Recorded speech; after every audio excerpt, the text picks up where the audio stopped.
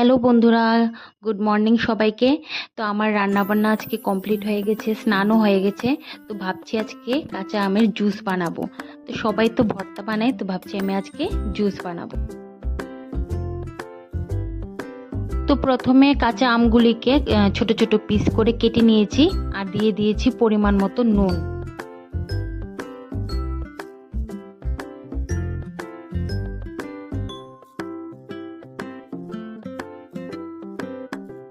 আর এদিকে দিয়ে দিলাম 2-3 চামচ চিনি।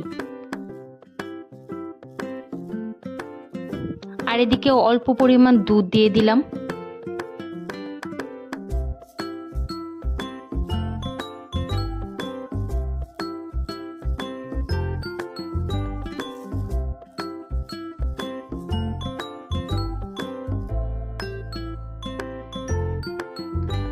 তো জুসটা এদিকে রেডি হয়ে গেল।